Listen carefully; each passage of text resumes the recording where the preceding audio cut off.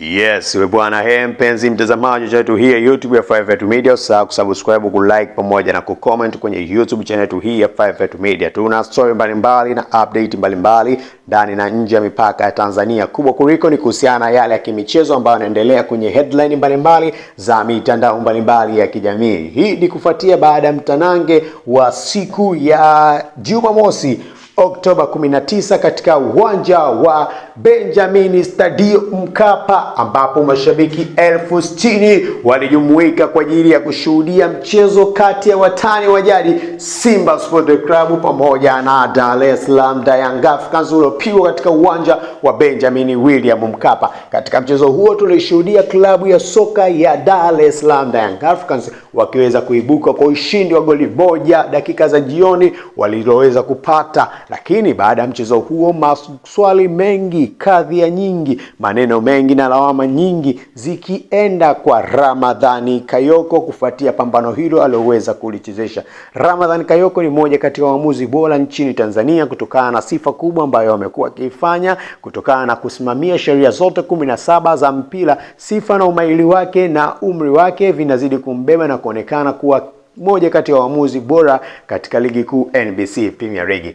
Lakini pia Ramadhani Kayoko amekuwa na makosa ya kujirudia, makosa ambayo yanaweza kumharibia kadhia yake. Hii ni kutokana na mashabiki wa klabu ya Wekundu wa Msimbazi Simba kuweza kukereka na kumaanisha kwamba wamemchoka Ramadhani Kayoko kuchezesha mechi zao za dabi. Hii ni kutokana na Ramadhani Kayoko kuweza kuwakosesha Simba Sport Club penalti 2 za wazi, clear penalti, ambazo ziliweza kupelekea klabu ya soka ya Wekundu wa Msimbazi Simba kuweza kulalamika kwenye mitandao hiyo mbalimbali ya kijamii.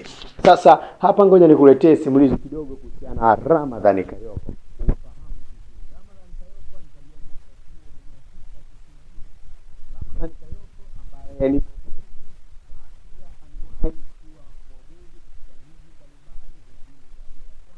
Daraja la pili alianza kufanya kazi zake vizuri, lakini unakumbuka mwaka 2020 Julai 13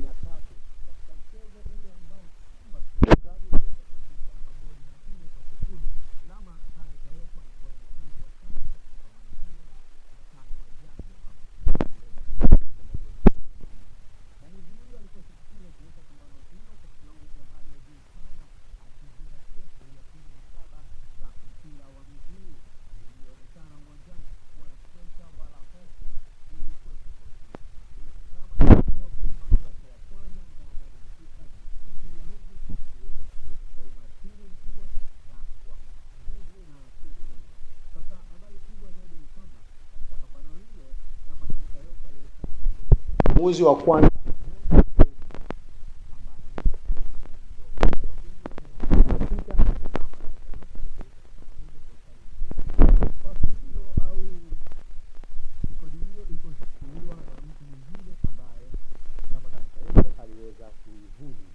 kwa mfano kama vile Lukia, yeye alicheza pambano la watani wa jadi mwaka 2014 wakati huo akiwa na miaka 25. Hili aliweza kuhesabiwa kwa sababu Lukia alikuwa akicheza pambano la 8 mchana jembe mechi ya sana.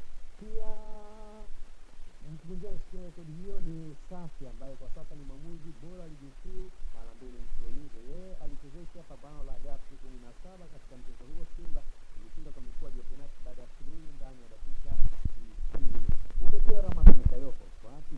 Pamoja na rekodi hizo za waamuzi wengine, mwamuzi Ramadhani Kayoko anakuwa mwamuzi wa kwanza kuchezesha mechi ya watani wa jadi katika msimu wake wa kwanza ndani ya ligi